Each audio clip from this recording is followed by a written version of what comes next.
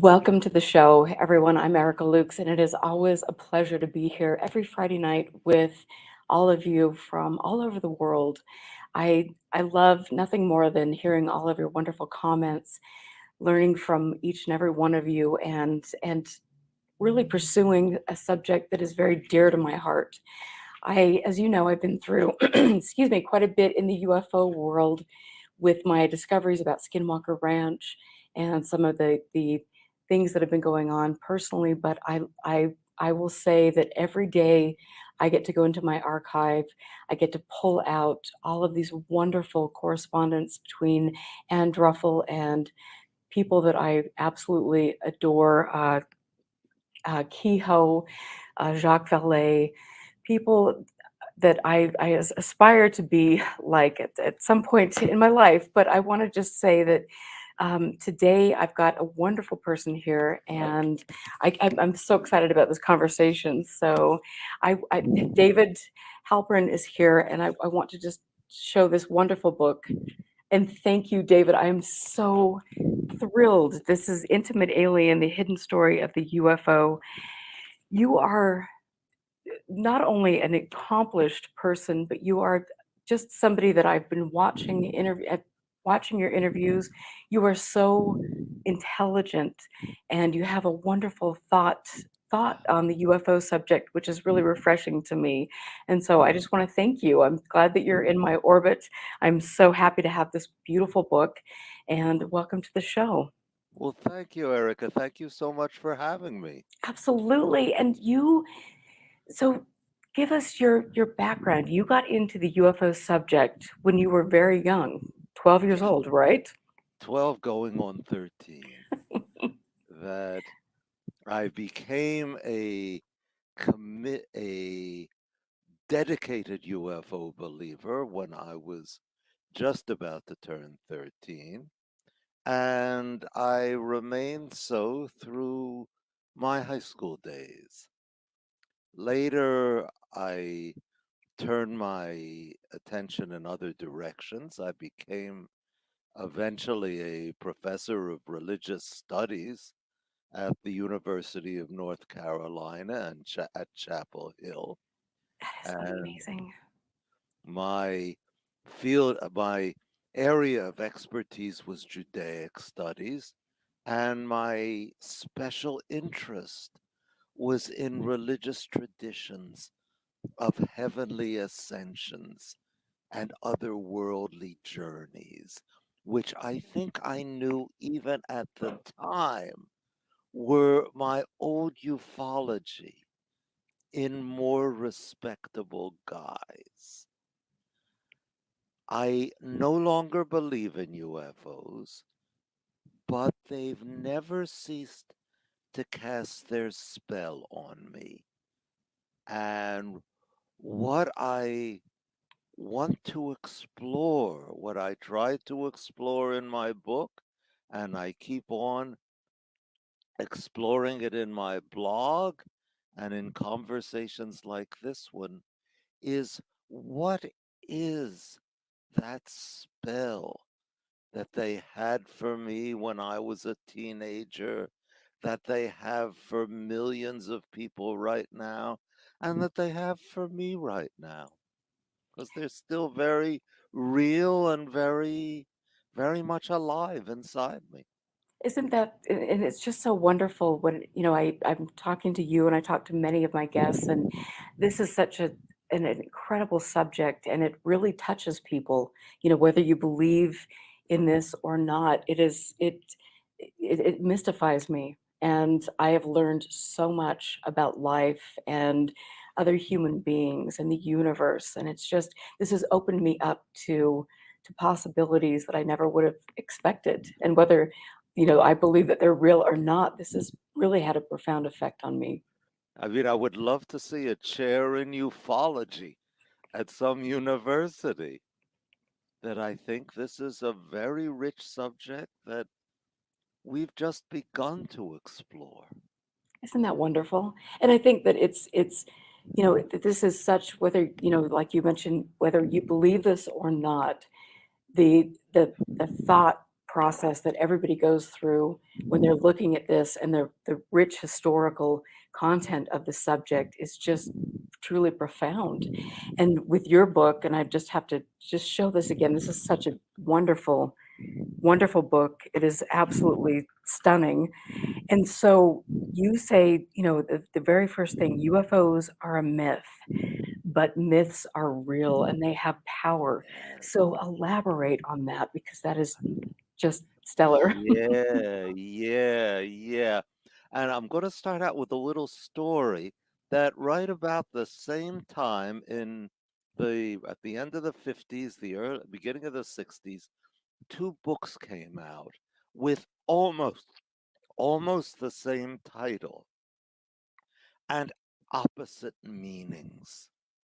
One of them was Donald Menzel, Flying Saucers, a study of a major myth of the space age, and the other was Carl Jung's Flying Saucers, a modern myth of things seen in the skies. Now, Menzel, who was a Harvard astrophysicist, he was the great UFO debunker of the 50s and well into the 60s. His place was later taken by Philip Klass, about whom we may want to talk some more. But Menzel's point, when he called UFOs a myth, he meant that they were nonsense, that they were bunk, that you needn't pay any attention to them. Jung's point was absolutely the opposite, that for Jung, myth was not bunk, but the profoundest truth of all. I don't know if he ever used this phrase, but I would speak of it as a collective dream of the culture and possibly of the whole species. So when Jung says flying saucers are a modern myth, he's saying, look, people, something very important is happening here. Attention must be paid. And this is the way I use the word myth.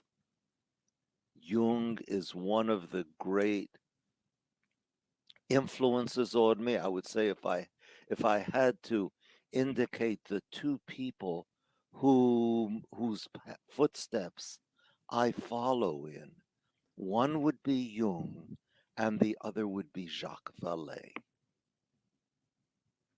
And I have to say that Jacques Vallée, I think, has had a profound influence on all of us.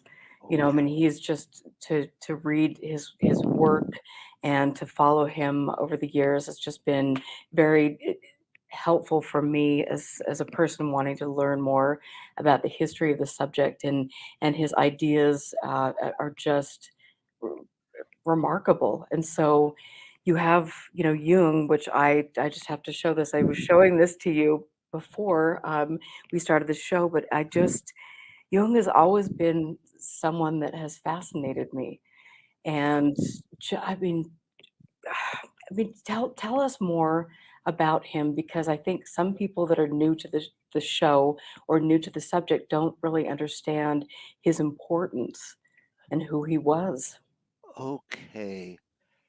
I think to understand Jung, we need to start with Freud. And Freud's explorations of those parts of us that are us, but that we're not aware of. And this is the unconscious. And for Freud, dreams were the royal road to the unconscious.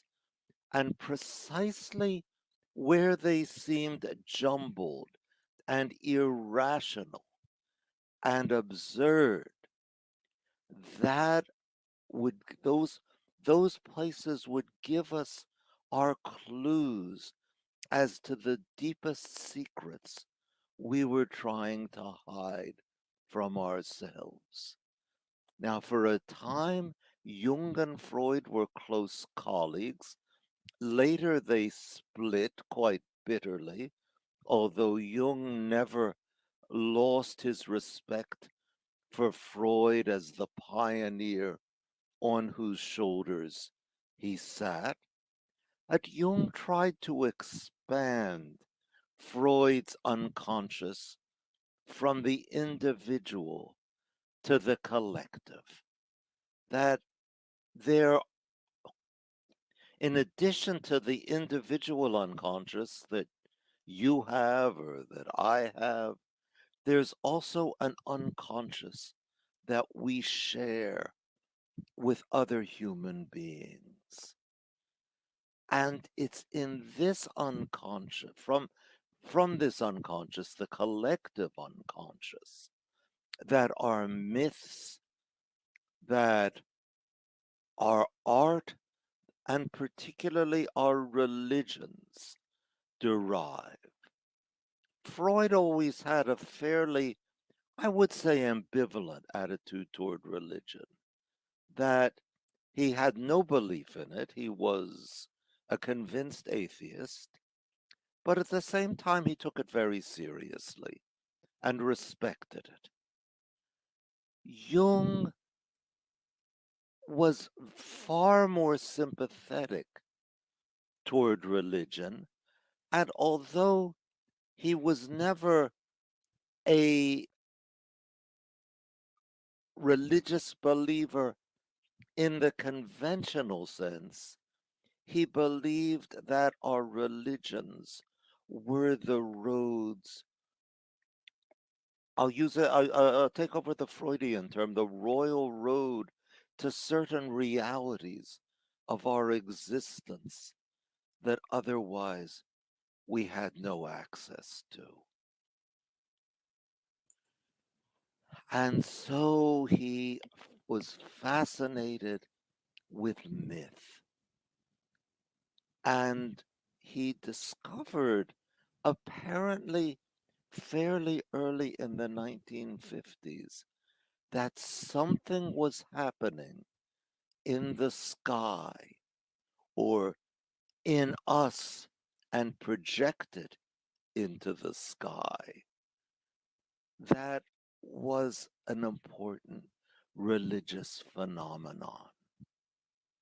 Jung thought that our collective unconscious is organized into categories, let's say, think of them as templates, which he called archetypes, which spring up naturally within us. We don't learn them by any normal process of learning, tradition, hearing them from other people.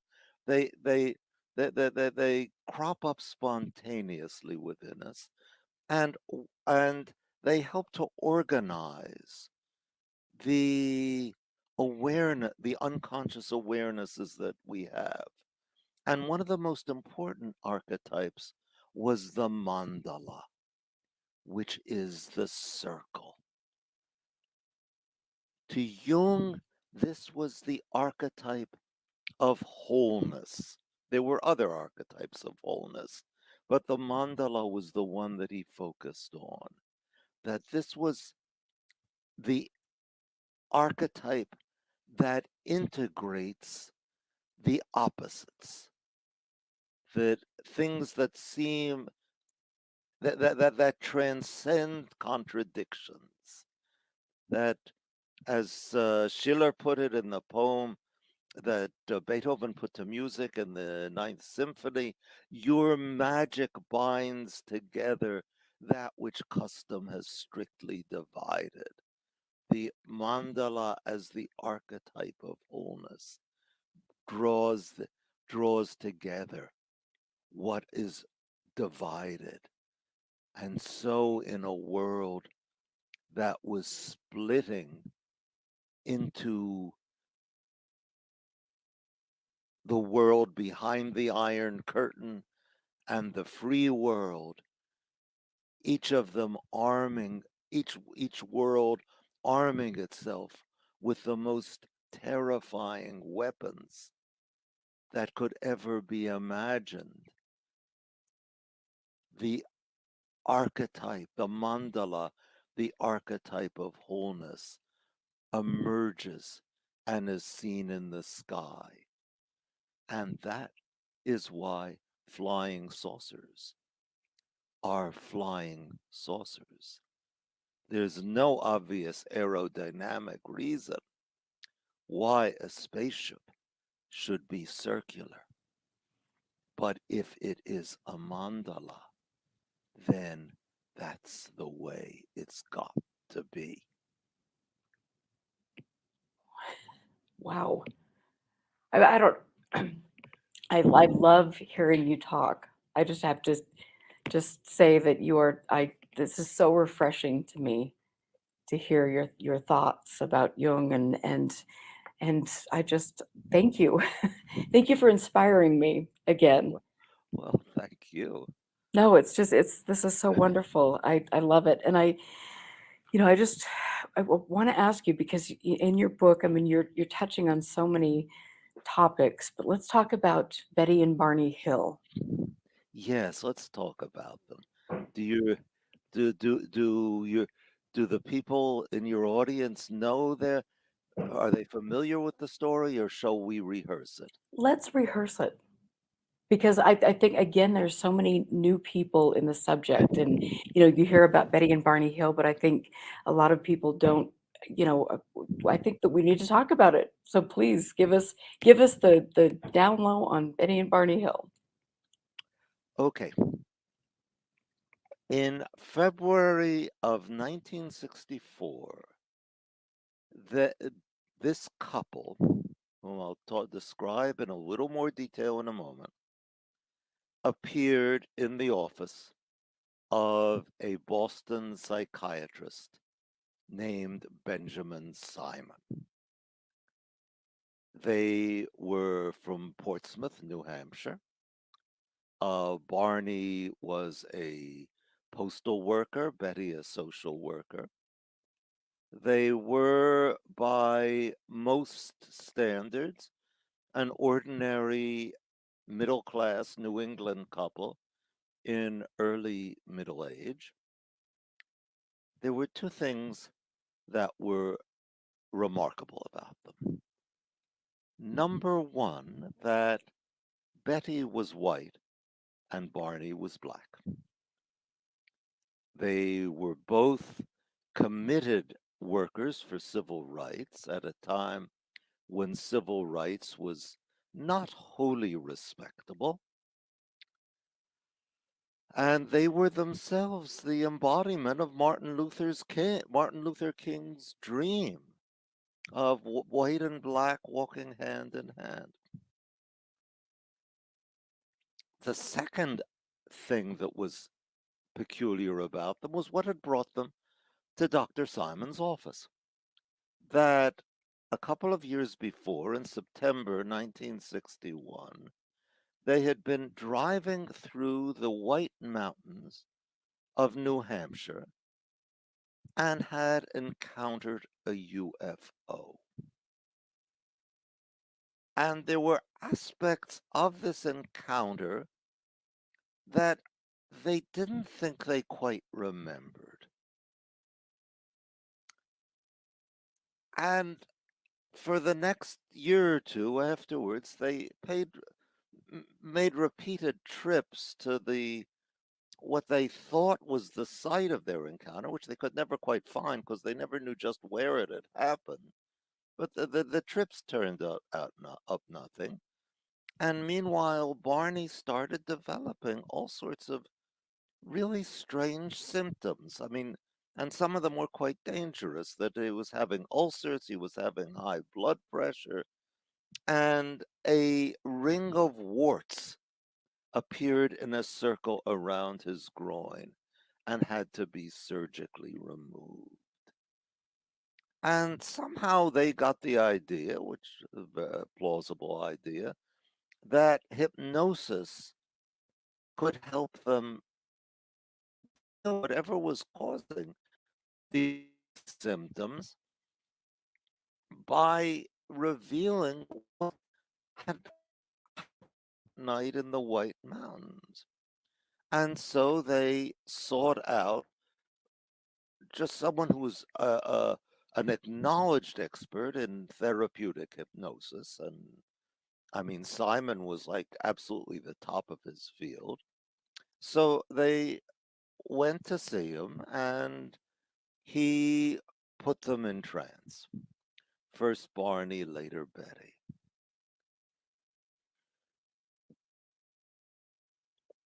Simon had no belief in UFOs, no interest in UFOs. His interest was entirely in helping these people.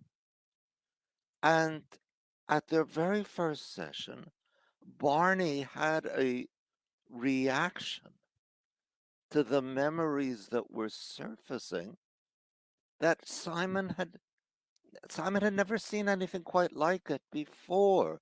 That he became Barney became wildly excited, terrified, and Simon was afraid he was going to throw himself out the office window to escape whatever was coming out of his mind. And what he described, he started out by describing how they were coming back. He and Betty were coming back to Portsmouth from a vacation in Canada. Their funds had run out faster than they'd expected. So they planned not to spend the last night in a motel, but were driving all night. He describes the some of his encounters in Canada, going into a restaurant where he wonders how people are responding to the sight of him and Betty together. And let's put this in historical context that in 1955, hardly more than 6 years before the Hills took their trip, a black teenager named Emmett Till was brutally lynched in Mississippi for supposedly having made suggestive remarks to a white woman. So here is a black man and a white woman, obviously a couple, and the Barney is, quite reasonably concerned. Do people approve? Do they disapprove? Are they giving us dirty looks? Are they friendly? And so forth. I mean, and we have to imagine just the terrific courage it took for these people just to, to live any sort of a halfway normal life. Well, they they become aware, and they had been consciously aware of this before, that there was some sort of a strange light that was following them, or seemed to be following them. It moved against the background of the stars, so it would pretty clearly not a star or a planet itself. And they stopped, and Barney had binoculars with him, and he looked through it, and he saw a pancake-shaped object with some sort of human-like beings standing at the windows. And under hypnosis, he remembered what these beings looked like. And we're going to say we're going to imagine them as being, having huge heads and gigantic eyes. No. First person he sees looks like a red-headed Irishman.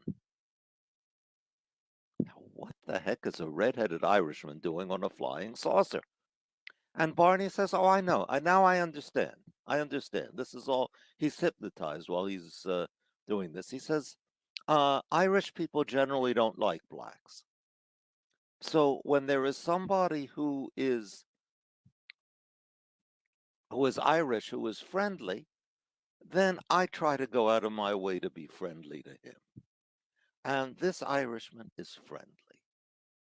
But then the Irishman is gone and is replaced by a Nazi wearing a German Nazi wearing a black leather jacket." Now, it's very clear, isn't it, that we're not dealing with intergalactic visitors. We're dealing with something that is emerging from Barney itself, some of which seems to have been part of what he consciously remembered having seen on this light, and part of which is emerging from the hypnosis. And the details of the hypnosis involved, and I won't go blow by blow through each of the sessions, first with Barney, then with Betty, but that they both remember having been taken aboard a flying saucer and subjected to all sorts of peculiar and sometimes painful examinations on what seems a, a medical table. Betty experiences, and this is really rather gruesome, and I apologize for this. She experiences a long needle being driven through her navel. Barney experiences some sort of a cup being placed over his genitals. And it's where this cup is placed that the warts arise. Uh, Betty remembers the people on the spaceship trying to get her teeth out. And then she says, well, why? They ask her, why does Barney's teeth come out and yours don't? And he explains that Barney wears dentures and that people tend to lose their teeth as they age. And of course, the people who are skeptical of the story look at this and say, isn't this ridiculous? I mean, these are beings that supposedly have mastered intergalactic space, and they're baffled by the mysteries of human dentition. What's going on here? And I think that what's going on is that Barney is recovering a memory that goes back way beyond 1961, way beyond the White Mountains of New Hampshire, to Africa, and to being abducted in the middle of the night, taken aboard an alien ship, subjected to all sorts of peculiar examinations and probings, including particularly the teeth, because that was, I mean, it's actually put down in slave dealers' handbooks for slave dealers. Make sure you examine their teeth. That's the only reliable way to tell whether you're getting young merchandise or old. And I think that he, and through him, Betty, was experiencing what his ancestors had experienced. And this is a very, I found this when I said it. I said, boy, I am really going out on a limb here, because there are problems with it, which we can then take up. But I know in the book I conjectured that Betty came from an old New England family, that she had had slave owners in her past, in the past of the family. And in fact, my friend Marty Kottmeyer, to whom I owe so very much, has sent me a link to, I think, a 1998, I think, interview with Betty, in which she says explicitly there were slave owners in the family. And she remarks, and this is, I think, a somewhat coarse remark, but the I think we have to to repeat it, to bring it out, that she says that may have been why I married Barney. I couldn't buy him. Wow. Yeah. So we are dealing here with people who embody in their ancestry. And we're going to hear, I mean, I'm hearing Jung sort of, knocking on the door here saying collective unconscious, but I want to go a bit beyond that, because I don't know that we have to go the full Jungian route to make sense of this. But that they embody in their background the foundational crime of the United States of America. One of them, the victim, one of them, the perpetrator. And I believe that in monstrous historic crimes like slavery, like the Holocaust, the victim and perpetrator are intertwined. They are both, in a sense, colluding in the crime.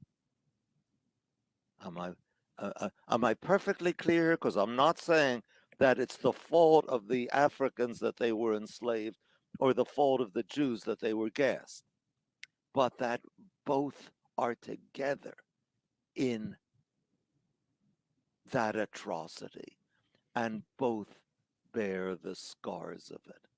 Through their marriage, Betty and Barney did what they could to heal that split. They enacted the mandala, the unifying of opposites, and they experienced it as being taken into the flying mandala. Now, what I have said will raise all sorts of questions. Number one, what was that light that followed them? Because there was a light that followed them. And a man named Jim McDonald, not the famous ufologist Jim McDonald, but another person of that name, put up a post in which he describes how he and his family followed the path of the hills through the White Mountains, and the light followed them too. It was a light on an observation tower on one of the mountains, which moved against the starry background because they were moving. And as MacDonald wrote, even if you know what it was, it's eerie. It disappears and it reappears. And I think that must have been the light that triggered all this. But the light was not the UFO. The UFO came from inside. That's one of the slogans of my book. The UFO comes from inside. Now I will tell. I'm going to stop for breath in a moment. Give you I got a word in edgewise, right? But there's still the question of what's the mechanism by which such a memory would be transmitted. We do know from work with second generation, even third generations of Holocaust survivors, that the traumas of their parents, their grandparents, are transmitted to them not verbally, not in stories, but in actions that replicate what the Jews suffered during the Holocaust. So I think I think that's one way this kind of thing can be transmitted, and it's just extraordinary if it's transmitted over. Really, it would have to be about 10 generations. But I don't know that that's impossible. And the other is that there does seem to be some evidence that trauma is transmitted epigenetically, not in the genes itself, but in something that attaches itself to the genes. That I believe that studies have been done of people whose ancestors suffered in the Irish potato famine, and that they show certain traits that those who didn't have that traumatic background don't have. So I don't think you've got to buy the full Jungian package in order to see this. Wow.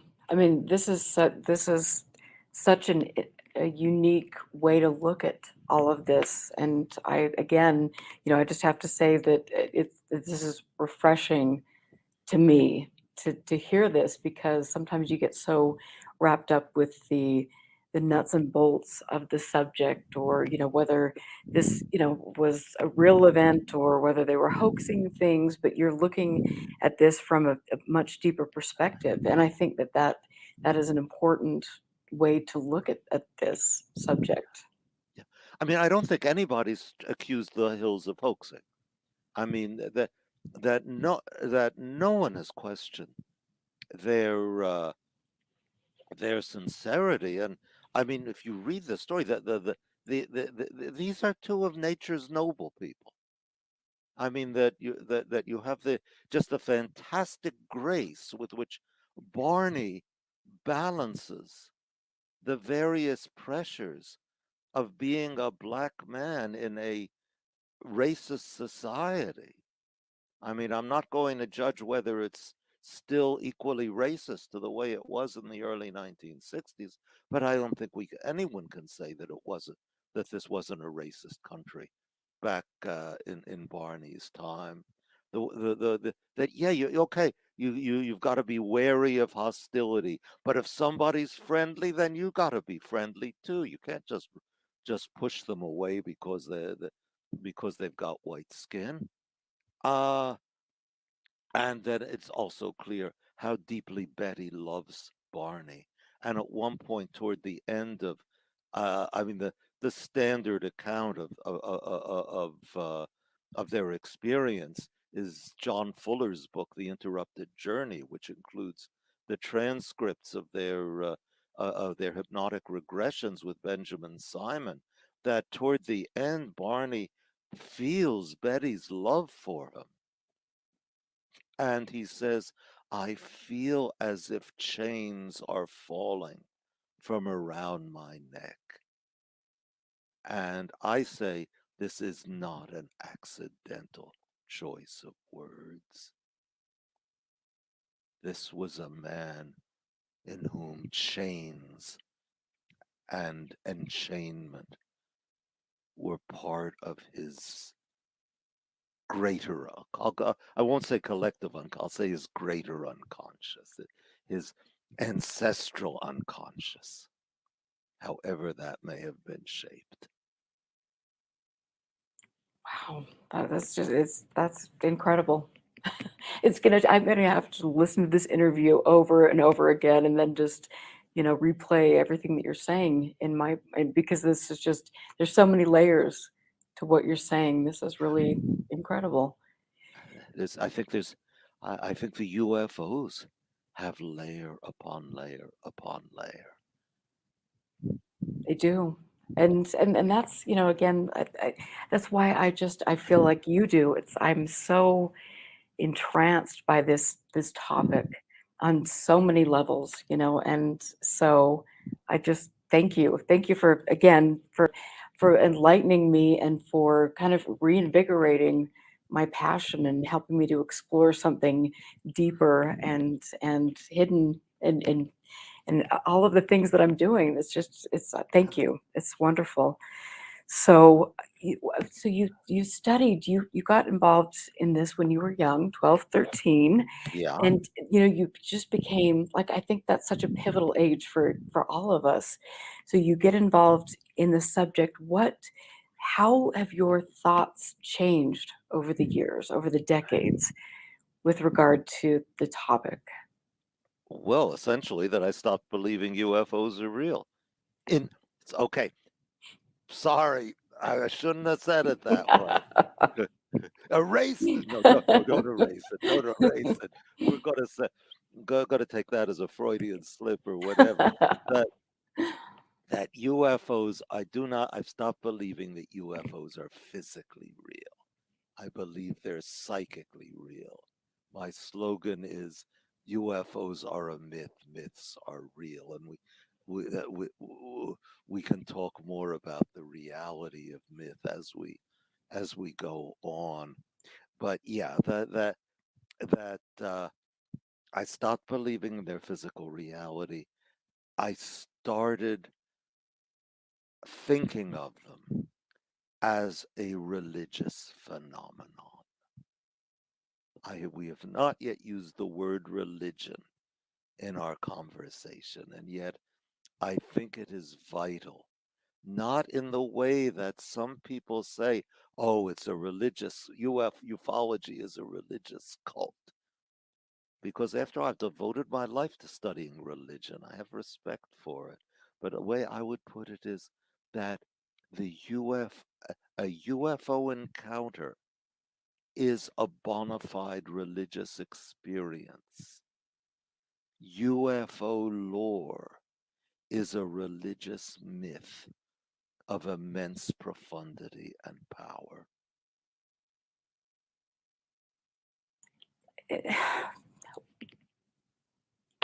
Okay, mind blown.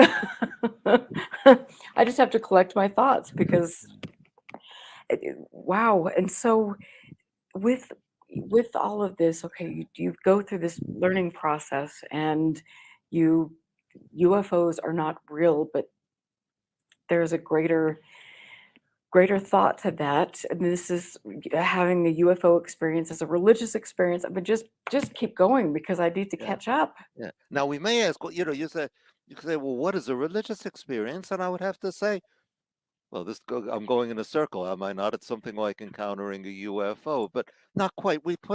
By doing that, we put it in a larger context of people who experience something transcendent. And the UFOs can help us understand what other kinds of religious experiences are. Because they're not just something we can read about in texts written hundreds of years ago that you don't know what error, what distortions may have crept in, but something that we can hear people speaking about now, and ask and inquire into what they mean to them. And I mean, here one of the person who comes to mind most of all is Whitley Strieber. I mean, my good friend Jeff Krypau is a professor at Rice University, which, by the way, do you know about the Archives of the Impossible? Tell us about that because I am very excited about that, and I think that I would love to speak with Jeff. He's amazing, amazing, brilliant You, mind. you need to have him on this show. I Yes, mean, I would love that. he's fantastic. He's fantastic. Okay, I started with Whitley, but and we'll get the Archives of the well. Let me stay with Whitley, and we'll get to the archives in a bit. Okay, that Whitley Strieber first published his individual encounters with the transcendent, the unknown, in his 1987 book Communion, uh, whose cover created our canonical image of the UFO alien. I mean, the head shaped like an old-fashioned light bulb, the eyes enormous, almond-shaped, black, pupilless, irisless, and anatomically completely impossible. There was no way the two spheres with those eyes could fit inside the same skull. But that image has become so familiar, we tend to forget that it didn't exist until January 1987, when Communion hit the bookshelves, the bookstore shelves, and became an instant bestseller. because people saw that picture. I mean, I'm guessing as to why it became a bestseller, but I think this is a very good guess that people saw that picture and were immediately captivated by it. They knew there was something in it that is true. And thousands of them wrote to Strieber saying, yes, I experienced it too.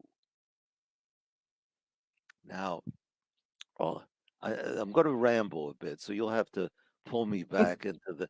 But Strieber's letters he donated to Rice University because of Jeff, and that Jeff's that he and Jeff published a book together, and Jeff treated him with a respect that was almost unparalleled with in inside or outside the UFO community.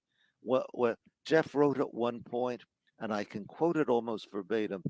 He says, "If communion is not a work of modern erotic mystical literature, I do not know what it is.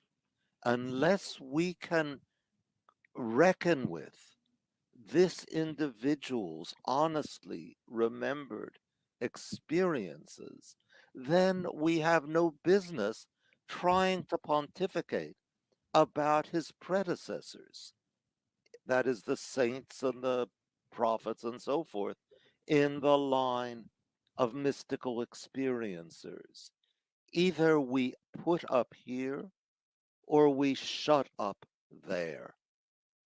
And Jeff decided to put up and to take Whitley Strieber, very seriously, as he indeed needs to be taken. And Strieber uh,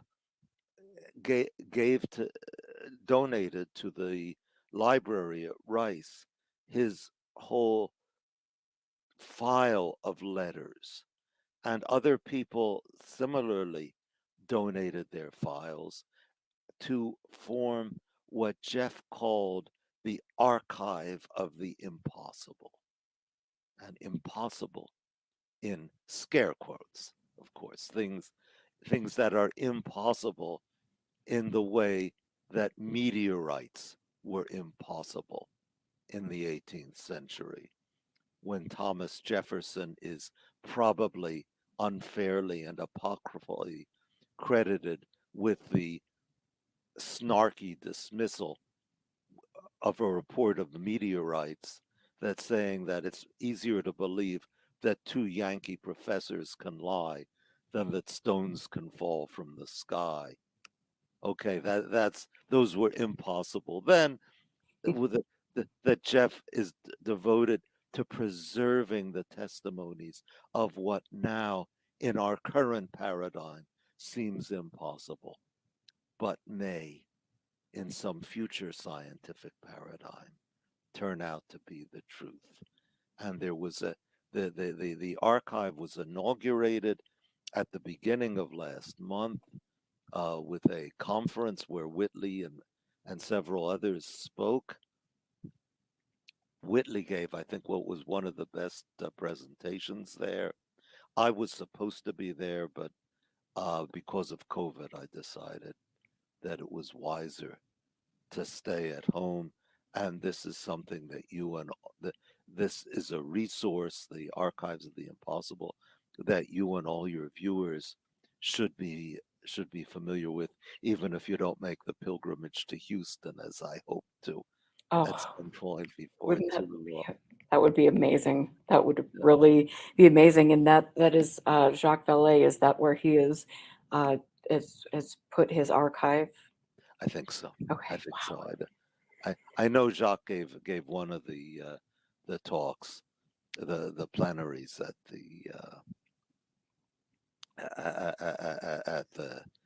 the conference. But anyway, with the how we got onto this is that as Jeff has seen, Whitley has had what seems to be a religious experience which he never, by the way, said it was extraterrestrials that he encountered. He just called them the visitors. And he himself seems to have seen them as something coming from inside him, yet not quite a part of him. You know, I remember, and you bring up and describe the cover of the book so vividly, and that, I mean, I remember reading Communion as a teenager and just seeing that cover, and that really, I mean, that left a very deep impression on me, and I think it has left a deep impression on all of us. You know, that's just such a, Yeah, it's fascinating, and I would love to sit down and have a conversation with him because he's just such a unique individual and a brilliant author. I love his work, but my gosh, it's just, yeah. I mean, have you met him oh before? yeah, yeah. He's a he's a fine man and just a fine intellect. Yeah. Wow. And so you've probably met Jacques Vallée Oh yeah. then. I I met him actually. Jacques Vallée was what I met him in 1970, and I met him in circumstances that have nothing to do with UFOs. That I was then living in Berkeley, and I was working as a research assistant for a Stanford professor who was dealing that he was the professor was who died. I'm sorry to say, really quite young. Uh, was putting out a critical edition of a medieval Hebrew philosophic text. And he was, this was sort of the dawn of the use of computers for the humanities. And he was interested in learning what computers could do for his sort of scholarship.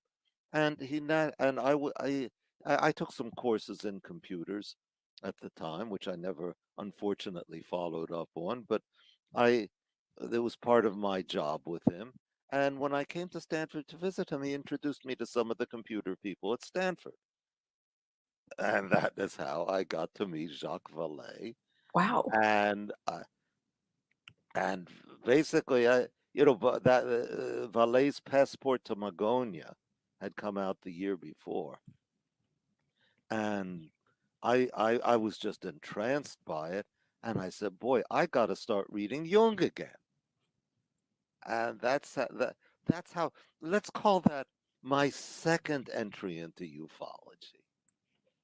That my Wow. first one was when I was 12 going on 13. Then I went to college, put it away. This was the when I grew up, I put away childish things, and then in 1970, the year after I graduated from college, I realized, hey, they're not so childish after all. That that they may be a key to understanding our myths, our religions, and who we are on the inside. What a fascinating journey that you've been on for your, I mean, this that must have been incredible. I mean, Stanford, the 70s. Have you met, I'm sure you've probably met Hal Puthoff. No, I have not. I have Oh, not. wow. I mean, there's such an interesting cast of characters and people that have been, you know, in this subject for decades, and Hal has been one of those people that I did meet him. I was down in Austin, and I went to Earth Tech and met both Hal and Eric Davis down there, and that was a very interesting thing. But I mean, what a fascinating journey for you. And so, how with Jacques Vallée, what are your thoughts on his take about things? I would not go as far as he goes because I would stick a bit more closely to uh, the basic Jungian position. I mean, you know, Jung himself waffled very considerably. If you read the last chapter of his Flying Saucers, he wasn't entirely sure that UFOs could be entirely explained psychologically.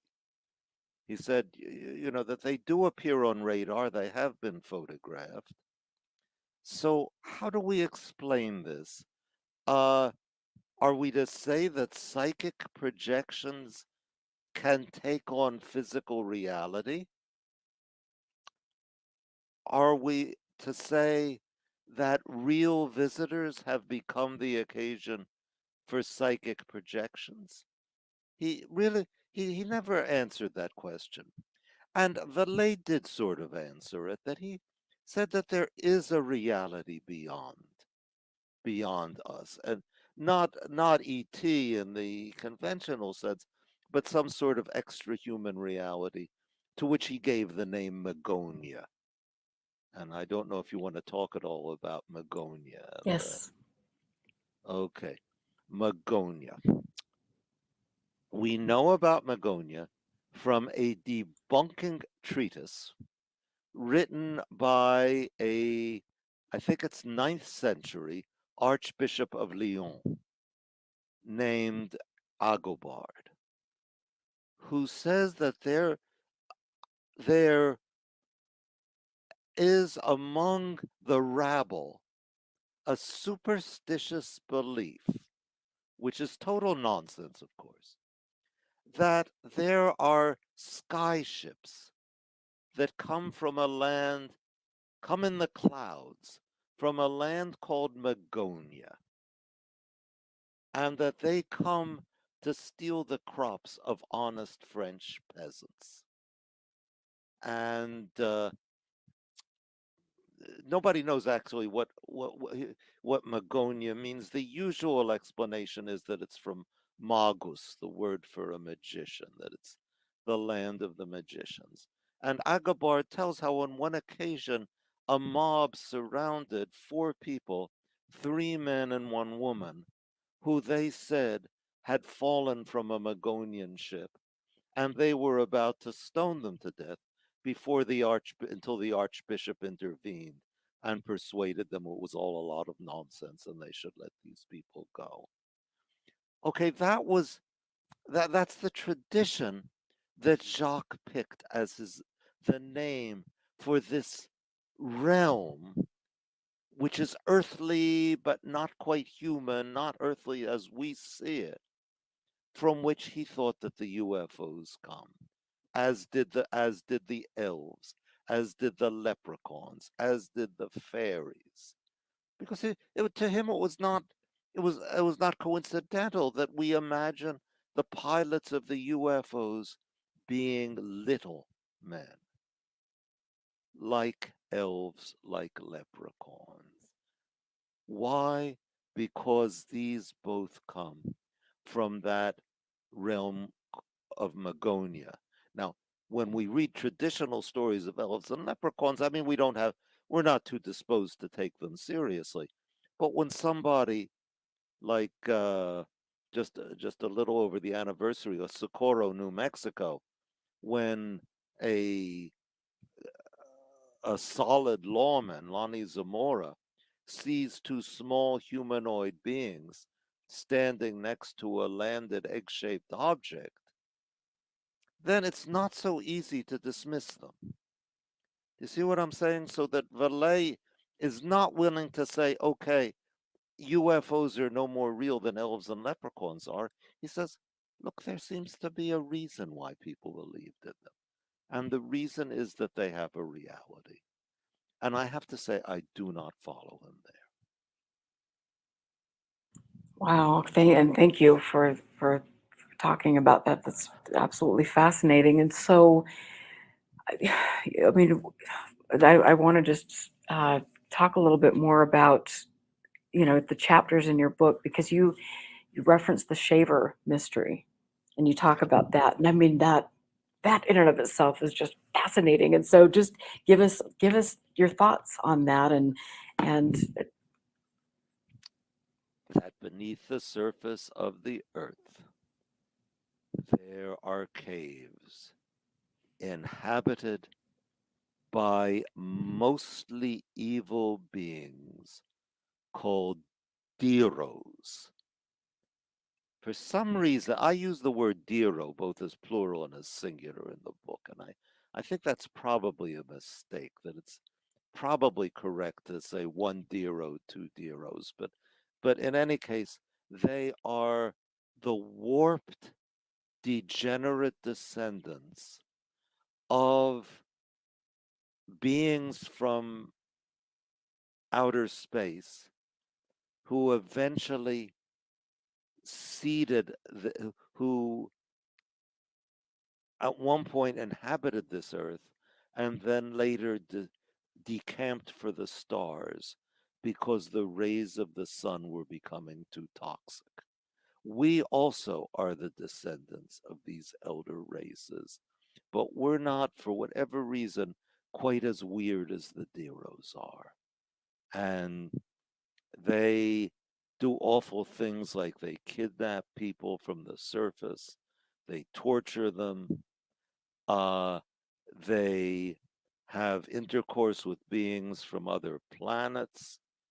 And when the shaver mystery uh, became was very popular right at the end of the First World War, the Second World War, and when the flying saucers began to appear in 1947, the major advocate of the Shaver mystery, the science fiction publisher Raymond Palmer, claimed that these were proof of the Shaver mystery. That Shaver, well, I didn't tell you who Shaver was. He was Richard S. Shaver, a man from Pennsylvania, who made contact with Palmer and started sending him stories based on this mythology of the race of underground evil beings. And Palmer was the great promoter of it. And when the flying saucers appeared, he said, okay, this is proof of the Shaver mystery. Now, the fashion nowadays is to say Shaver was nuts. And he did spend much of his time in mental hospitals. But I also think he was aware of things that more conventionally sane people were not aware of. Certainly, his mythology of this monstrous evil within the earth, which I would say is within us, could function as a mirror of the the the world of 1944, 1943, 1945, that Hitler's Diro-esque death camps were being revealed one after another. And the most horrific display of what Shaver called disintegrative energy was about to level Hiroshima and Nagasaki. Palmer actually was writing an editorial for his magazine, Amazing Stories, when he heard the news on the radio of the bomb at Hiroshima. And he said that the underground science of which Shaver wrote, whether imaginary or not, because he sort of half knew that Shaver's Diros and so forth were from his imagination, that it has burst forth onto the surface. What strange guidance might our scientists have had? He said that war now has taken on a new and terrible dimension. And he was completely right. I mean, We've forgotten about it until Putin invaded Ukraine. And all of a sudden we realize that the Deros are still with us. Wow. And so, I mean, again, I like you say things, and I just have to step back and process things because everything is. This is a new perspective for me on all of this, and how absolutely fascinating. I just thank you. I just have to thank you again for kind of reinstilling, like giving me a new thought process Yeah. with all of this. This is Yeah. really, really, really amazing. I mean, I have to express a personal opinion that this, to me, makes UFOs vastly more interesting than they could ever be as spaceships. Absolutely. I love it. I love it. I love it. And so, I mean, what are your thoughts on Travis Walton and some of the figures in the UFO subject? I mean, do you believe that there's any do you believe that people have misrepresented some of their stories and are kind of using the UFO topic um, for Okay. to their advantage, if that makes sense? Ooh, that is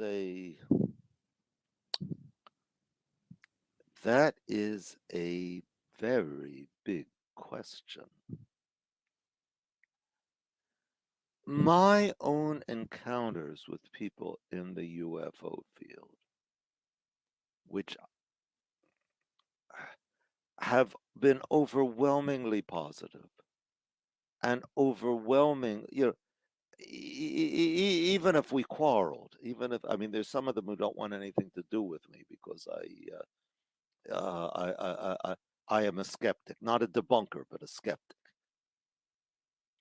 That, but I've been over strongly impressed by their honesty, by their sincerity, by their sense, which I think is a true one, but I think they're looking in the wrong direction, that there is a mystery here of enormous importance. I do not think that excludes a profit motive. And I can sneer at that. But as someone who has been spent much of his life taking tax money from the people of North Carolina in order to do the research into the things that I regard as precious, do I really have a right to look down my nose at somebody who is not a salaried intellectual, who has to feed himself or herself while doing the researches that she or he deeply believes in? So I would not, yeah, there's no question that a lot of UFO authors are interested in what's going to bring in the money. But I've got a secret for you, Erica. I was not totally indifferent to whether I got salary raises or not. I cared very much about the money. I love it.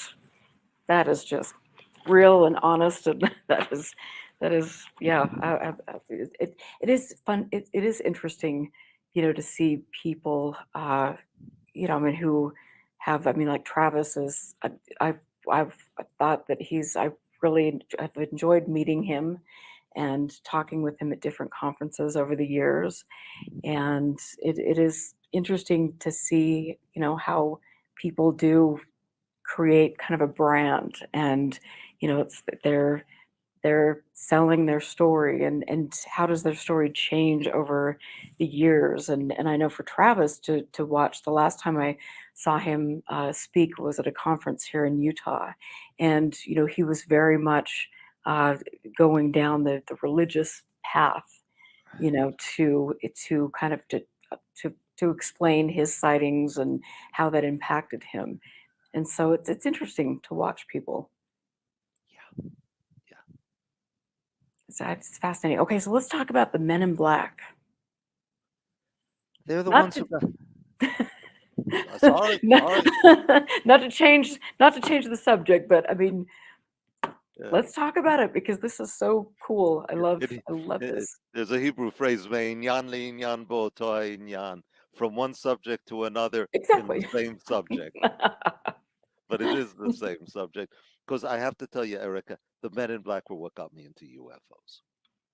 That we have not mentioned the name of Gray Barker yet, but he is probably the greatest of the myth makers in the UFO world. And by myth maker, I do not mean a liar or a hoaxer, which he was. He was both a liar and a hoaxer, but someone who gives narrative form to something that we know is inside us, but are not able to recognize. Okay, I met Gray Barker, met in quotes. I've never met him personally, but I met him at age 12 when I think a friend of mine and I, who in my book I call Brian, I don't see any reason to give you his real name, that we decided we were going to do an extra credit paper for our eighth grade science class. And we rode our bicycles down to the Levittown Public Library and we looked in the card catalog. I don't know how many of your viewers even know what a card catalog is. Looked in the card catalog for books on flying saucers. And there was Jung, there was Frank's. That's how at age 12 I thought, tried to understand what the heck Jung was talking about. And there was Frank Scully's Behind the Flying Saucers, which we may want to talk about more. And there was Gray Barker. They knew too much about flying saucers. And that was the book that introduced the three men in black into American culture. And I took it home, and I remember I was so scared. I think I was praying to God to protect me from this. I wanted to hide under the bed, but I was also hooked. And I completely believed the story, which is okay, what is the story?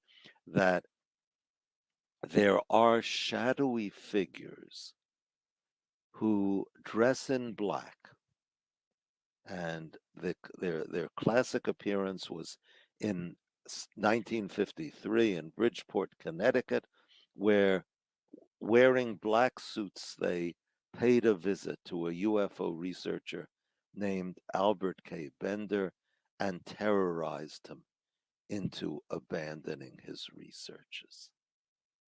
And they revealed to him a secret about the UFOs that was so terrible that he could not repeat it.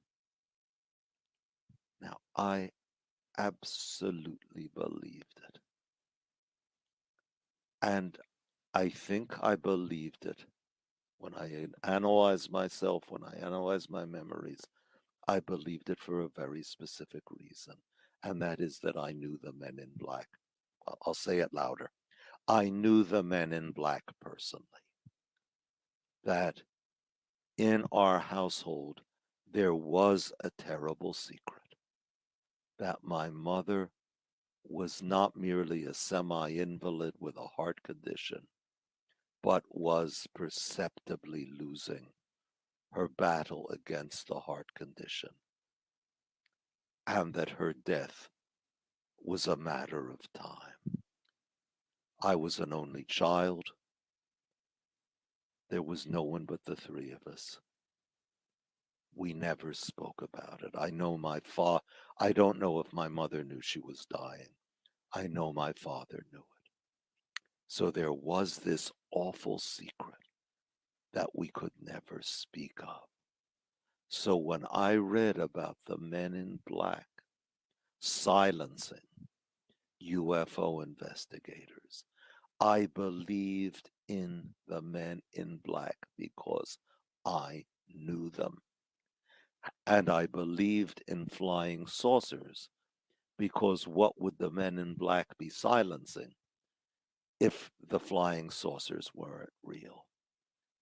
And that's how I got into ufology. Wow. And the test for this hypothesis is that when my mother did die,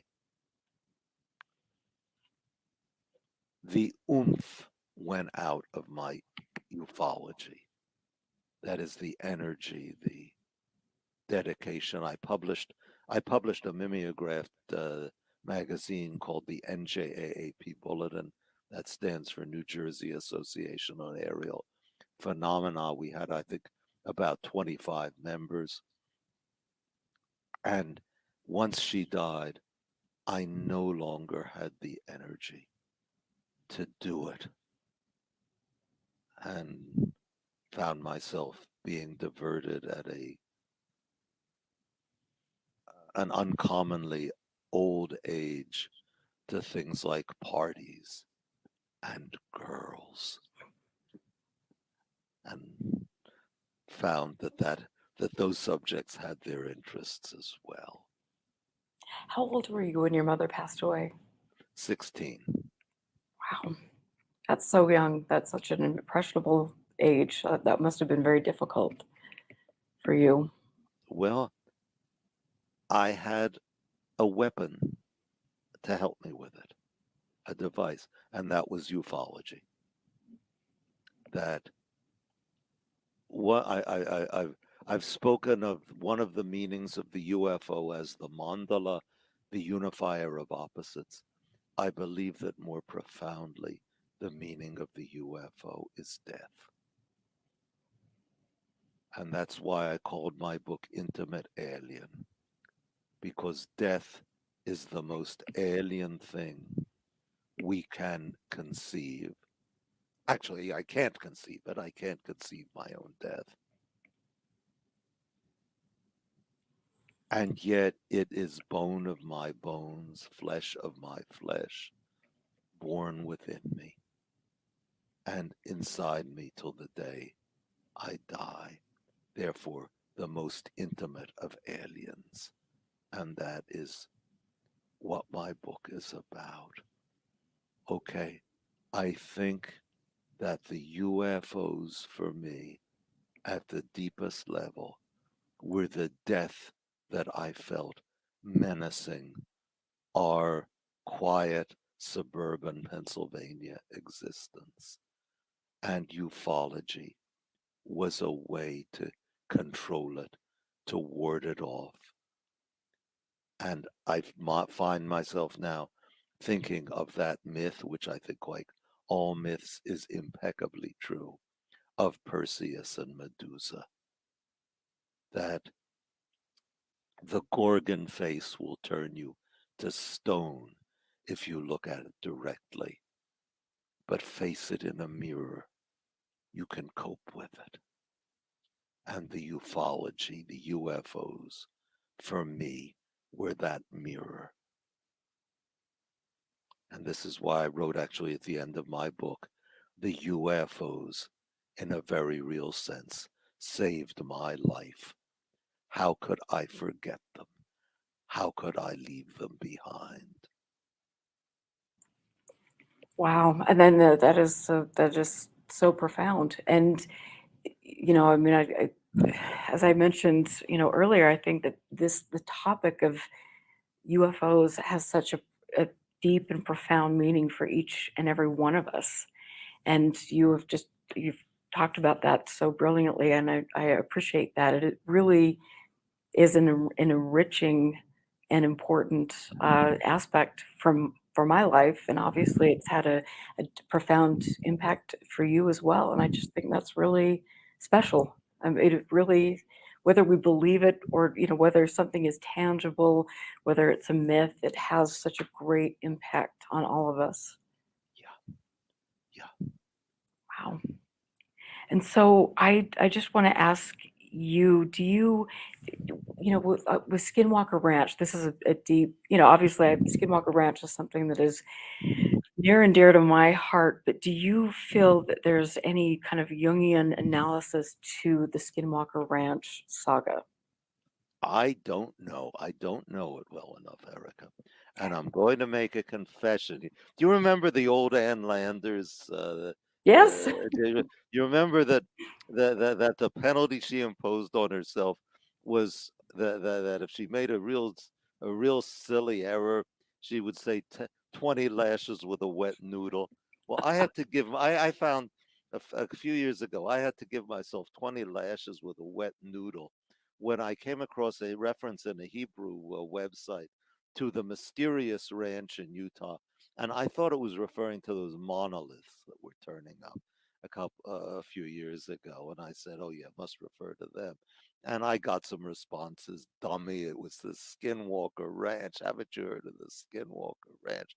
Well, I sentenced myself to 20 lashes with a wet noodle, and I did a little bit of looking into the Skinwalker Ranch. There was the Mick West, who is, in my opinion, the best of the debunkers. That he's very persuasive, and he never descends to personal abuse. That he did an interview with the owner of the Skinwalker Ranch, Brandon Fugel, and the overwhelming sense I came away with is that no one quite understands just what Skinwalker Ranch is about, except it's a place where kind of weird things happen. And Fugel tells this story of I think a security guard who's a giant of a man who is standing in the back of his truck, somehow paralyzed by some extraordinary force. And what do we do with that? I don't know. But my mind went to the Comandante in Don Giovanni, the statue that comes to life and drags Don Juan off to hell. So that's the only kind of mythical Jungian association I can think of with Skinwalker Ranch, but probably I just don't know it well enough. What's your sense of it? Oh boy, my sense is it's I think it is a mythical creation that has been, I mean, we have George Knapp and Kelleher that kind of they pulled different ideas from, the Native American lore and from the community in Roosevelt, Utah, because we had Junior Hicks, who was such a brilliant, wonderful human being that researched the subject and took in, client reports, witness reports for decades. And then Dr. Frank Salisbury, who also wrote, the book about Junior's work. And so I think you have kind of this taking taking the subject, creating a myth, inserting it into the narrative, and then watching how that plays out. I think, for me, probably researching Skinwalker Ranch more than 99% of the people on the planet and having up close and personal experiences, I feel that it is one of the greatest illusions and myths and hoaxes of UFO history. So you think there's deliberate hoaxing going on? Absolutely. Absolutely. Really? Yes, I do. Really? Absolutely. And that's not something that I wanted to. I was so fascinated by it. Here you've got this area where things are popping out of portals, and you've got all of these stories, and I I, I think it is absolutely a complete hoax. Oh, do you have I'm sorry to press you on this, but do you have any idea who you think is responsible for the hoax? I believe that it was, Bigelow started, kind of Uh, created that myth, and then I believe that it has been, again, just kind of furthered by the new ownership and a new TV show, and And I don't know. I wish that I could say that this was a really cool place where things were popping in and out of reality, but I think it's just been one of those. It's a myth, but it is fascinating to watch people and watch their behavior. When they're going to Skinwalker Ranch or when they're learning about different things, and it's almost like an alternate reality. It's like a game. Insert a person here and watch the way they behave, and it's a trip. It really is. But A trip I probably should undertake. it's fascinating, though. And I mean, again, it's like it's the subject. There's so many layers to it, and how do we behave? As human beings, how do we react when we're given information? I mean, I've been, to the ranch, and I've done a lot of research and interviewed people over the years who live in, close proximity, and to see the way that their lives have been shaped as a result of the Skinwalker myth is fascinating. Oh, wow. Wow. I'm telling you, I wish Uh, that there were shape-shifting werewolves coming out of a portal. But it's, yeah, the reality to Skinwalker is something much deeper. So, I want to read your book on it. you know what? I am very excited to be coming out with that pretty quick. I'm working on that, and it's, like I said, this for Skinwalker Ranch, for me, this has been a very personal journey on multiple levels. Not only because I live in Utah, and I'm fascinated by the history of the Uinta Basin and and Skinwalker Ranch, but also because I was married to somebody that worked for Robert Bigelow and lived at the ranch for many years, and so it's I have a lot of experience with it for sure. So the book will be good if I I don't want to have the read men it. in black visiting me before the book comes out. Do you have any idea when it'll be out? I'm hoping, oh my gosh, probably at the end of the year. So I I'm want a more, copy. oh, I will send you a copy. I'll be so excited to send you a copy. It will be, it's fascinating because, to me, not only do you have, these figures like Robert Bigelow, but you've got people like Brandon Fugel, who's in the real estate. They're both, real estate icons.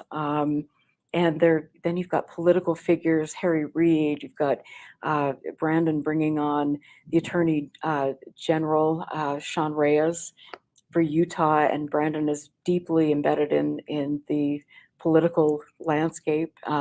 He worked on the COVID advisory board for the governor and things, and so it's really fascinating to If I see. may, if I may ask, what are his politics?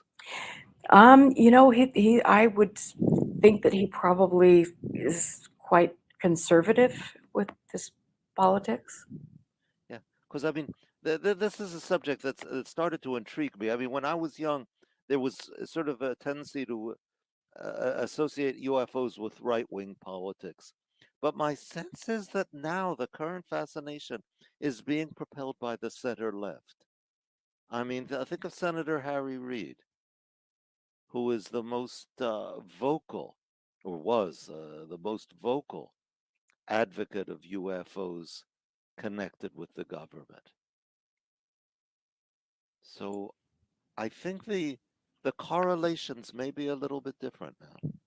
And isn't that fascinating? And you bring that up because for me, I think the political landscape in the UFO subject, as you mentioned, has always been a little right leaning. And I want to ask you this because to me, I'm fascinated by the subject. But do you think in the UFO world that there is racism? That is a very big issue. Yes. That how to begin. On the surface, UFOs are a almost purely white avocation. There exists, however, an important African American UFO tradition that runs parallel to the white tradition, is not quite identical with it, and is almost totally ignored by historians of the white tradition. I don't know how many people who are interested in UFOs know that Louis Farrakhan had an abduction experience, that UFOs are central to the doctrines of the Nation of Islam. There is a wonderful, beautiful book that was published, I think, about 20 years ago by a pair of African American twin sisters. I think Shirlene Wallace, and I cannot remember the name of her sister, called From the Motherland to the Mothership, which is, as far as I know, the only African American abduction memoir. And she describes visiting Mars. And Mars is the home of a black civilization, which is predominantly black, but there is a white minority there who are on excellent terms with the black majority. And she says she's amazed. She says, I could not imagine a world where race was unimportant. And yet here it was on Mars. And then at the end, she says, let us walk hand in hand through the gateway of this phenomenon. And I hear there a heartbreaking echo of we shall overcome. We'll walk hand in hand someday. So there, to the answer to your question, is there a racism? I think not in the sense of hatred and bigotry, but in the sense of rendering the other invisible. And I think one of the tasks of ufology today is to make the African American tradition fully visible, which it has not been. The person who's really the expert on this is Stephen Finley at Louisiana State University, who is a really wonderful person and who knows this material well. And he would be a darn good guest for you, if you don't mind my saying so. I think I like your thinking on that. I've not heard of him before. Okay, just Google. I mean, I can make an introduction to you for you, but I don't think there's any need. That he's a very warm, very open person.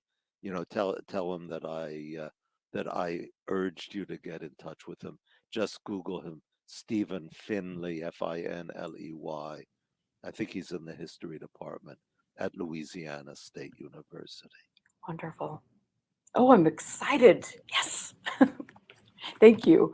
That is He's gonna open your eyes to dimensions of the UFO experience that most of us never hear about. Oh, wonderful. Oh, I'm excited now. Thank you. I love my job. I love doing this. This is so cool just to hear all of these wonderful people that you're introducing me to. I'm so excited. Thank you. It is really, really cool. So and so you know, with your research, where do you want to go now? I mean, what are your hopes for the topic and for your research? Well, to tell you the truth, Eric, I'd like to take a sabbatical from UFOs, and I have another project that was pushed off the table by UFOs, and I'd like to go back to it. Do you know anything about Kabbalah, the Jewish mystical tradition? You know, a little bit, and I started studying that a few years ago, and I kind of dropped off my plate, but I would like to learn more about that. I set myself some years ago to translate from Hebrew a book of 18th century Kabbalah. We don't know it was circulated anonymously. It never appeared in print until 2014, but it was circulated around 1725, and the reactions of the rabbinic scholars who saw it were shock and horror. It was anonymous, but it seems to have been written by the man who later became the leading rabbi of Central Europe, Jonathan Eibeshitz. And what I read it as is a charter for the world religion of the future, rooted in Kabbalistic Judaism, but unlike any religion ever known, whose central tenets include the brother and sisterhood of all human beings, gender equality, and what we now call marriage equality, that gay and straight sex are equally valid expressions of the erotic impulse. All of this expressed in the most incredibly arcane Kabbalistic terminology. And my aim is to try to make it intelligible. Well, and so when are you going to start? I mean, what is your timeline for this? Well, I don't know. I got a publisher, and about 3 weeks ago, I got an email from them saying you were supposed to get this to us at the end of 2020. What happened to it? And I didn't want to say, well, the UFOs took it away, or my dog ate it. But actually, I had translated the whole text, and I was doing my rewrite of it about halfway through before the UFOs or the Stanford University Press contract came along.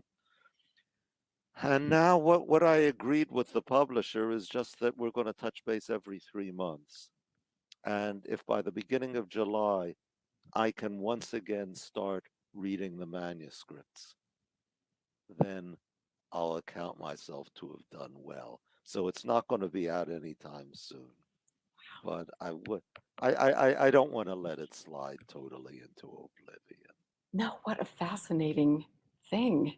I will be waiting for that with bated breath. That is so fascinating. Yeah, this is an incredible text. Wow. And I, like I said, I have to kind of stop myself because you've said so many things that are really fascinating to me and in reinvigorating.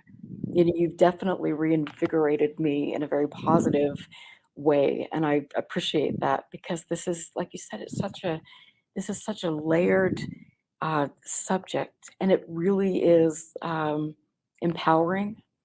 And I think that's the one thing that I'm really excited about, especially with kind of going down the dark rabbit holes with Skinwalker Ranch and things, but just to find that personal power again and to know that there's so many wonderful people who have had experiences that are really profound in their lives.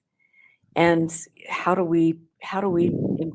give them support and meaning and hope to share all of these wonderful things with people. And I don't know that, and I don't mean to, get go down a rabbit hole, but I mean it really should be empowering. This should be a beautiful and fun subject, and I think that thank you for reinvigorating that in me. Well, let us go forward into Yes, this new world. I know. I love it. I love it. I love it. I love it. And so I just want to just say again, thank you for your beautiful book, Intimate Alien, the Hidden Story of the UFO. This is such a wonderful and complex read, but it's so empowering. And so let's talk about Roswell because, we need to go Oh there. yeah, yeah.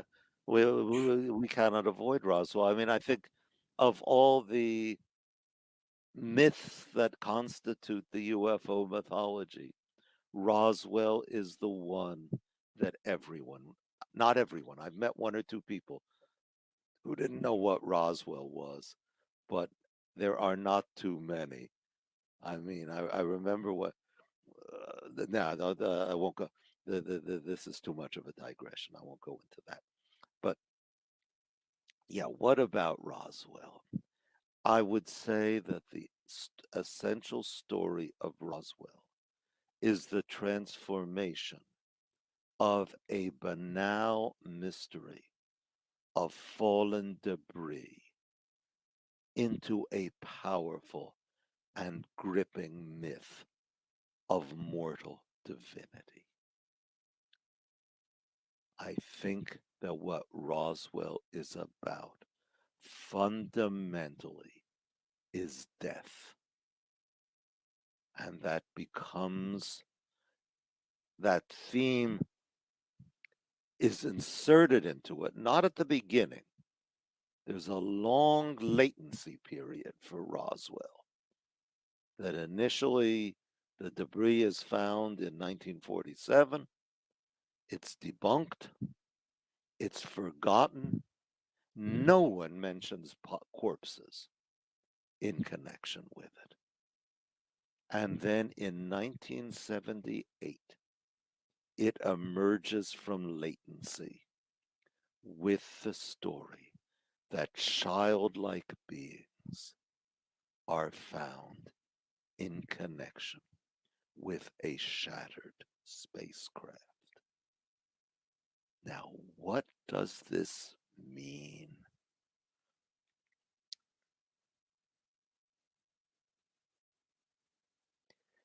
Some people will say, okay, they play on the idea of UFOs being like the modern gods, that people in these times of tension want to imagine extraterrestrials here to rescue us.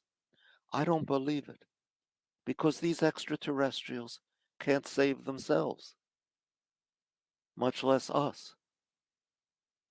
I mean, one writer compared the belief in the ETs to belief in angels. And I said, what would you say? Or I wrote this.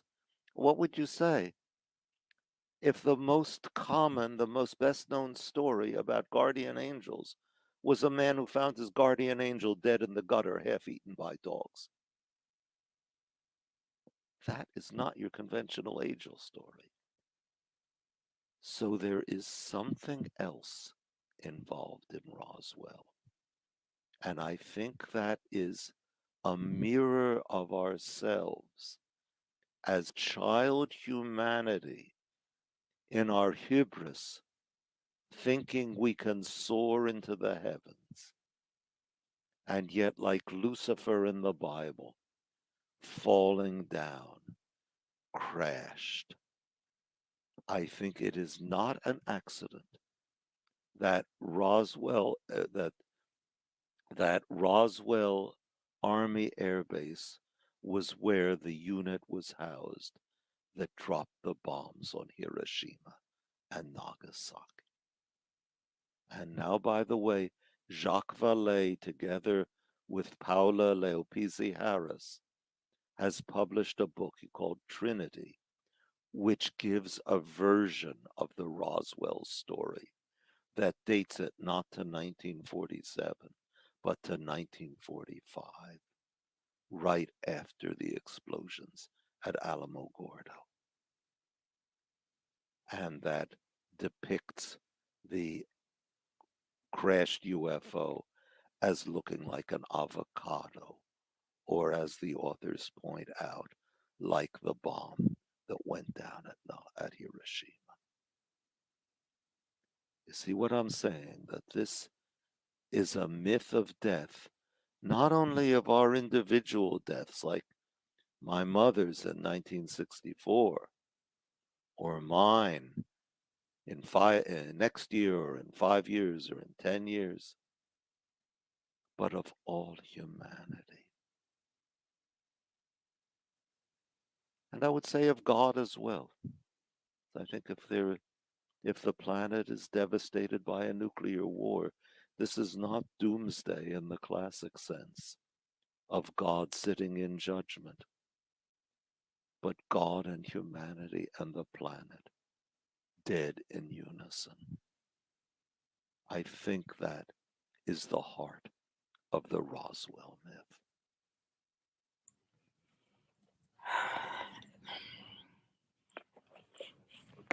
Wow. Again, I just have to, you've given me so much pause for thought with all of this. And I have to ask you, looking back at the history of the subject, what is the most profound case or sighting? What's it? Obviously, Roswell has a tremendous importance for multiple reasons. But if you were to look at this, what's your favorite right now?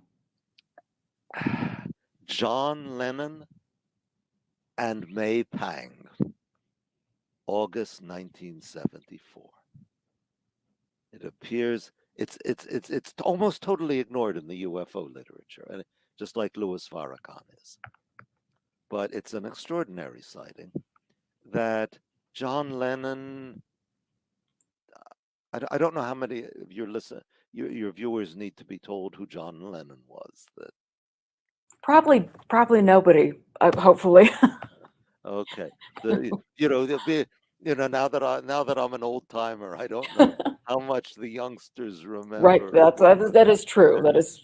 that that he was one of the Beatles, and then after the Beatles split up, he continued to produce very influential albums, and he was shot dead by a lunatic in December of 1980.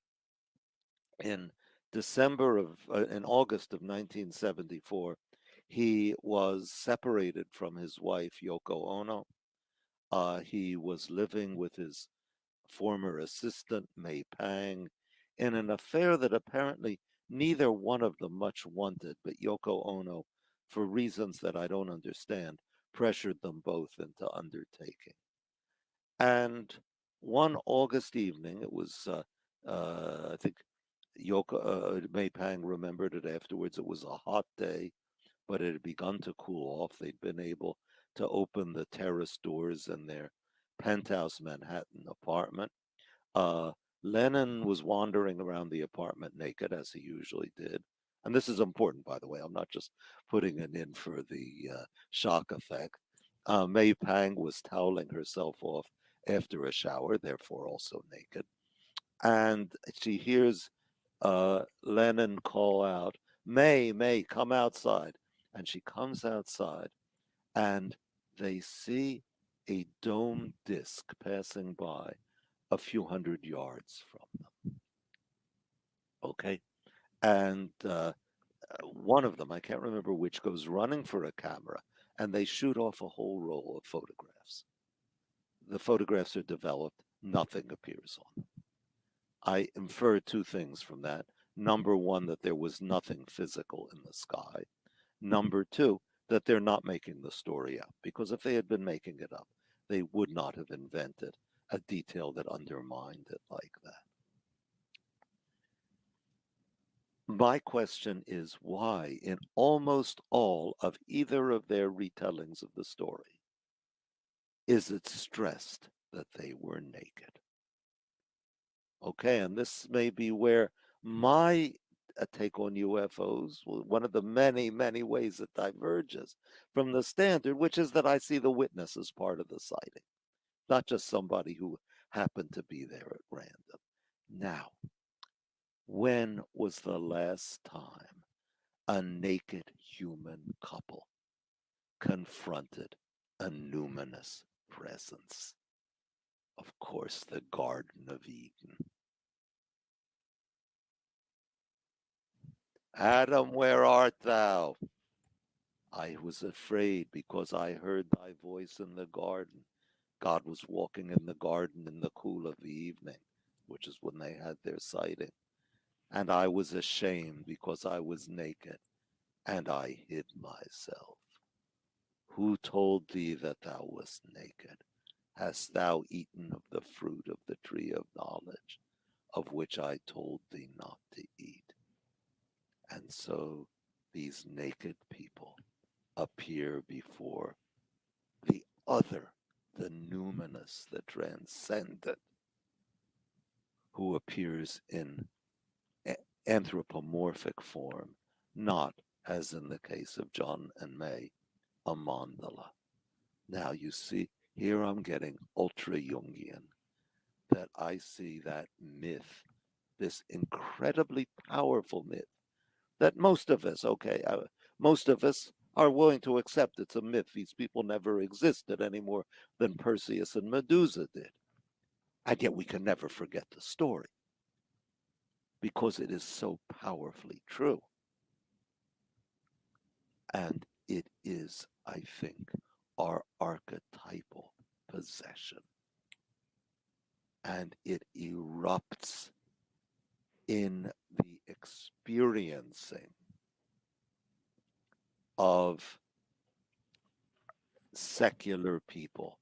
3 years before, in 1971, Lennon had published his most famous post-Beatles song, Imagine. Remember, imagine there's no heaven. It's easy if you try. There's no hell beneath our feet. Above us only sky. What's if the only sky, the disenchanted sky, was saying, ha, ha, ha, you can't disenchant me so easily. And the numinous makes itself felt, as Lennon says, so close that if I'd had a brick, I could have thrown it and hit it. That is my favorite sighting. You know what? I think it's mine too. Now, thank you. Wow. I need to learn more about that because I've heard about that over the years and things, but I've never really looked into that. And that is really pretty profound. And it is interesting to see how many people in, the music industry, how many artists and things have been profoundly touched by their UFO or paranormal experiences. Yeah. Wow. I love it. This is I've had I could talk to you all day. It just is amazing to, yeah, like I said, just to refresh, to reinvigorate myself, to think about things in a different way, and I really appreciate I appreciate that. And I have to say, and I've said this, when we started the interview, but it has been really cool to watch you being interviewed over the years and to hear your take on things. And I want to just ask you before we wrap up, but Ezekiel, because I've heard you Oh, yes, yes, yes, just to yes, throw that yes. in there. That's how I got my PhD, by the way, writing about the rabbinic treatment of Ezekiel's Merkava, his UFO, the vision of chapter one, the wheels within wheels, and so forth. Yes. Okay, now I'm going to say something I hope your viewers will not misinterpret it after they've been hearing me sound off for the all this time. I think Ezekiel saw a UFO. I don't think it was a spaceship. I think calling it a spaceship is, on the Van Daniken mode, is is just as much a conventionalization as the one that Ezekiel himself gave it, that it's visions of God. It's, as with Lennon and Pang, it's an experience of something transcendent, something that Ezekiel himself that came from within him that he didn't know what it meant. And we can, each generation conventionalizes it in its own way. One of the later writers whose work was preserved in the book of Ezekiel says, oh, these living creatures that Ezekiel saw, they're the cherubim who carry the Ark of the Covenant. Conventionalization. Where somebody like Joseph Blumrich says, oh, it was an extraterrestrial spaceship that he saw. Conventionalization. He experienced something beyond all of these. Wow, how amazing! And I was in choir. My background is vocal performance. I was a singer for 25 years, a professional singer. And I mean, I remember in choir we sang, Ezekiel saw the wheel way up in the middle of the air, and it was such a wonderful song, and it's just a wonderful, way for you to close this interview talking about that and how important that is. And so, again, just thank you so much for sending Intimate Alien, the Hidden Story of the UFO. This is such a beautiful book, and you've given me, you've imparted your knowledge, and you've sparked a creativity in me, and again, I think sometimes you go down this rabbit hole in the UFO subject where it can be kind of negative sometimes. You learn a lot about yourself and things, and it's just nice to feel positive. So thank you. Well, thank you for having me. Can I insert a plug for myself? Yes, please. And that is not, it's not a plug, go out and buy the book. No, I can't say I'm not going to prevent any of your viewers who want to do it. I'm not going to stop them exactly. But also take a look at my website. It's www.davidhalperin, minus the J, just one word, .net. And I'm taking a break now from blogging, but I have been blogging for the past, 10, 11 years, fairly regularly. And a lot of the things we talked about, I've written on. Wonderful, wonderful, wonderful. And that's just incredible. And again, I'm reading the back of your book and the people that you have that of Jacques Vallée, and I want to just read this. It takes a classical scholar to fully challenge the belief in flying saucers, and David Halperin is the right expert for the job. Nearly 50 years after we realized we were pursuing the same mystery, I'm delighted to see that he has valiantly continued on this colorful and occasionally terrifying path. That's a great quote. And Dean Radin on the back of this. And so you've met Dean. Then I'm Yeah. well, and that talk about a fascinating individual that I would love Oh, to just yes, yes. wow. Just before we go, just give us a little. Tell us about Dean. Just that he's written on extrasensory perception and telepathy, which I have to say I've always been rather skeptical about it, but if anybody could convince me that it's real, it's Dean. Uh, and he's done so with very great precision and very great solidity. I don't think the evidence he invokes can be ignored. Now, whether it proves as much as he thinks it does, I'm not quite sure, but he's certainly one of the foremost researchers in the field. I would love to to pick his brain, and I hope that someday soon we can both get to Rice University and go look at that wonderful archive. I know that Jacques Vallée has with his archive, he won't publish it for 10 years after his death. That I I don't know. understand, yeah, but that would be just fascinating to go over to look at his work. And I have here with the in Utah, I've been very fortunate to collect people's archives. I have had Ann Druffel her family donated her archive to me, which I am I'm pursuing, and I read it every day. I'm just, oh my gosh, it is so cool. And it's been really interesting to see her communications with Jacques Vallée and some of these people over the years. It's just oh my gosh, I love it. I love it. I'm hooked. I don't think I will, I will, go to my grave. I will be thinking about UFOs and this just colorful and wonderful complex puzzle that I will probably never solve, but it has been such a journey. And at the end of the day, I'm grateful that I've had this opportunity to meet people like you and to have a wonderful show. And I want to just thank everybody for listening to UFO Classified. I have the most incredible people on the planet that listen to this show. And I have to say that they get in there and post very thoughtful things in chat, and we're all respectful, and we're just, it's a wonderful thing. So thank you for being a part of that, because I know that everybody is going to be very excited to hear this interview. Well, thank you so much for having me. This was a delight. Absolutely. This has been so wonderful, and I appreciate you being here, and I can't wait to pick your brain and hopefully have you back on the show. Well, let's continue down this, what did Jacques call it? This colorful and occasionally terrifying path. Perhaps we can be spared its terrors. I hope so.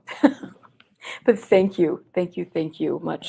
Love and gratitude to you. And again, this is such a wonderful book, and I encourage people to get it and to go to your website. So thank you very much. Thank you.